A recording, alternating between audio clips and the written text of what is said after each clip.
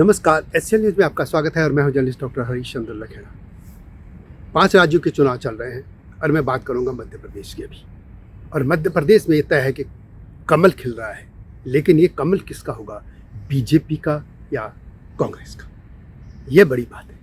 इस बारे में विस्तार से आपको बताता हूँ, लेकिन तब तक आपसे अनुरोध है कि इस चैनल को एसएल न्यूज़ इसको सब्सक्राइब अवश्य कर दीजिए और एक मुख्य चैनल है हिमालय सिविलाइजेशन पे, उसको भी देखिएगा। तो बात करते हैं मध्य प्रदेश की। मध्य प्रदेश में भारतीय जनता पार्टी 2003 से सत्ता में है। पिछले बार जब चुनाव हुए थे उसमें कांग्रेस सत्ता में आई थी, लेकिन फिर दल बदल के जो सिंधिया कैंप था वो भारतीय जनता पार्टी के साथ आ गया, तो कमलनाथ की सरकार गिर गई, कांग्रेस सरकार गिर गई, फिर भारतीय जनता पार्टी आ गई।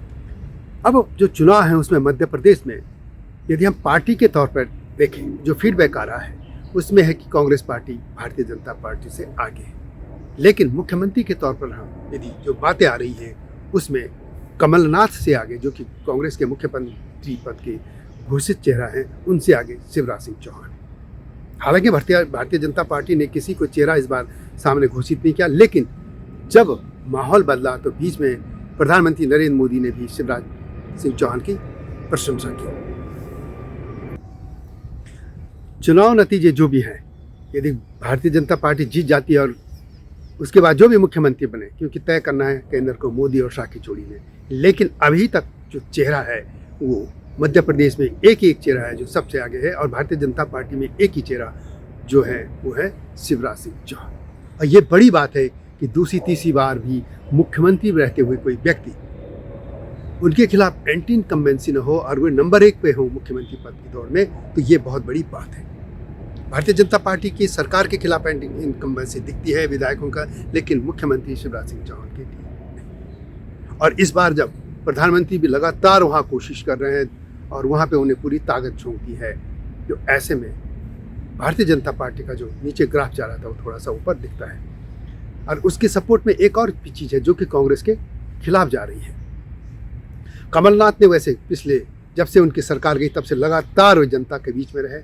उनको यहाँ तक कि दिल्ली में पहले तो ये था कि जो अहमद पटेल थे उनकी भूमिका में लाने की बात थी, लेकिन उन्हें मना कर दिया। उन्हें कहा मैं मध्य प्रदेश ही रहूँगा। अब उनकी जो मेहनत थी वो रंग ला रही है, ये तो दिखा। लेकिन वहाँ पे क्या हुआ गड़बड़ कि बसपा भी लड़ रही है बहुत मजबूती से, सपा भी लड़ रही है, समाजवादी पार्टी और आम आदमी पार्टी है, और ये माना जा रहा है कि ये वोट काटेगी तो कांग्रेस की काटेगी। और एक और कि पूरी ताकत जो है बीजेपी ने लगाई है, इसके साथ ही वहाँ पे गृह मंत्री अमित शाह पूरी उन्होंने चुनाव कमान अपने हाथ में ले रखी थी। और इसके अलावा ये भी है कि उनका एक बयान भी वायरल हुआ था और अखबारों ने छापा भी, जिसमें ये कहा गया था कि सपा बसपा को भी मदद करनी चाहिए। यानी मदद का मतलब ये इनडायरेक्टली सीधी तौर पे ये है कि जितना मजबूती से सपा बसपा लड़ेंगे चुनाव उतना ही बीजेपी को फायदा होगा, यानी तो वो कांग्रेस के वोट बांटेंगे। और कांग्रेस के साथ यही मुश्किल है, क्योंकि इंडिया जब गठबंधन बन गया था और अखिलेश यादव को ये भरोसा था, जो सपा के प्रमुख है, पूर्व मुख्यमंत्री उत्तर प्रदेश, उनको ये भरोसा था कि उनको कुछ सीटें मध्य प्रदेश में मिलेंगी। लेकिन जब उनको एक भी सीट नहीं देगी तो जाहिर है कि उनको गुस्सा आना था। उन्होंने अपना गुस्सा प्रकट किया, रोष प्रकट किया और कांग्रेस को चालू पार्टी तक कह दिया। अब उसके बाद हालत ये है खराब कि इंडिया गठबंधन बनेगा भी नहीं बनेगा, ये यहाँ तक बात चली गई। लेकिन मध्य प्रदेश हम देखें तो बसपा तो पहले से इस गठबंधन में नहीं थी, वो लड़ी रही थी, लेकिन सपा भी बड़ी मजबूती से लड़ रही है। और जो उत्तर प्रदेश से जुड़े इलाके हैं उसमें इन दोनों पार्टियों का बहुत बड़ा, खासतौर पर सपा का असर है, बसपा का तो पूरे प्रदेश में है। अब ये डिपेंड करता है कि आदिवासी लोग किधर जाएंगे। कांग्रेस ने बीच में जाति गणना की भी बात की थी, लेकिन वो पीछे से हट गई, क्योंकि उसे लगा कि ये जो सवर्ण लोग हैं वो उसको नाराज हो जाएंगे, इसलिए राहुल गांधी ने वो बात ही पीछे रख दी। और इस समय हो रहा है कि कमल तो खिलना तय है, लेकिन वो भारतीय जनता पार्टी का खिलेगा या कांग्रेस का, इसमें अब कांटे की जैसी टक्कर होती दिख रही है। वैसे मध्य प्रदेश में हमेशा से ही बीजेपी उसको अपने हाथ में रखना चाहती है, किसी भी तरीके साम दाम दंड भेद से जीत, क्योंकि मध्य भारत है वो, और उसकी कई बार सरकारें भी वहाँ रही हैं। अधिकतर समय तक यदि हम और स्टेट की बात करें तो मध्य प्रदेश में सबसे ज़्यादा शासन और तुलना में बीजेपी ने और राज्यों की तुलना में किया है।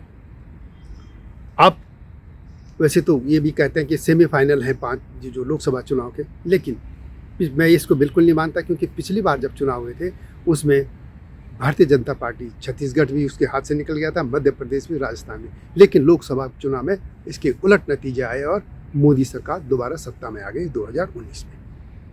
इसको सेमीफाइनल तो मैं बिल्कुल नहीं मानता, लोग माने वो उनका आकलन है, मैं नहीं मानता, लेकिन ये जरूर है कि इससे कार्यकर्ताओं का मनोबल भी बढ़ता है, बूस्ट हो जाता है उनका मनोबल। तो अब ये चुनाव के नतीजे जो भी आएंगे, चाहे कांग्रेस चाहे बीजेपी, उसके कार्यकर्ताओं का मनोबल इस पर डिपेंड करेगा कि सरकार किसकी है। मैंने पहले भी कहा कि सरकार के तौर पर यदि हम देखें कि सरकार किसकी आनी चाहिए, तो इसमें भाग कांग्रेस के लिए लोक समर्थन कांग्रेस के साथ ज़्यादा दिख रहा है, लेकिन मुख्यमंत्री के तौर पर शिवराज सिंह चौहान। वैसे ही यदि मध्य प्रदेश में कमलनाथ की नीति देखें तो वो उन लोगों से बिल्कुल उलट चलते हैं जो हिंदू या हिंदुत्व तो उसको एक आलोचना करना अपना सेकुलरिज्म मानते हैं। आपको याद होगा कि जब चेन्नई में मुख्यमंत्री के पुत्र ने सनातन धर्म को नष्ट करने की बात की थी, तो उसी दौरान मध्य प्रदेश में एक इंडिया गठबंधन की एक रैली होनी थी, लेकिन कमलनाथ ने उसको नहीं होने दिया, उन्होंने मना कर दिया। उन्होंने ये साफ तौर पे कह दिया कि था कि इससे कांग्रेस को ही नुकसान होगा। उसके बाद जब राहुल गांधी वहाँ गए चुनाव प्रचार में, फिर जाति गणना का ढोल पीटने लगे, तो वहाँ पे भी कमलनाथ और इन लोग ने इसके कहने पर राहुल चुप हो गए। अन्यथा वहाँ पर भी यदि होता तो जाहिर है कि सवर्ण इनके खिलाफ हो जाते, तो वो कांग्रेस वहाँ पे भी राहुल को चुप करना पड़ा। उन्होंने इसके अलावा राम मंदिर का भी बात की है, राम यात्रा, और कई जगह उन्होंने कहा कि हम मंदिर भी बनाएंगे, जैसे श्रीलंका की भी बात करें वगैरह वगैरह। मतलब उनका नरम हिंदुत्व की वो बात करते हैं, वो राम कथाएँ करते हैं, वे हनुमान जी की पूजाएँ कराते हैं वगैरह। इस तरह के कमलनाथ अपने को सॉफ्ट हिंदू साबित करना चाहते हैं, दिखाना चाहते हैं। तो इस तरीके से उन्हें अपनी इमेज ये तो बना दी कि वो उनके खिलाफ ये नहीं गया मामला कि वो हिंदुत्व विरोधी है, नहीं तो बीजेपी उनको छोड़ने वाली नहीं थी। और कमलनाथ ने जिस तरीके से मेहनत की,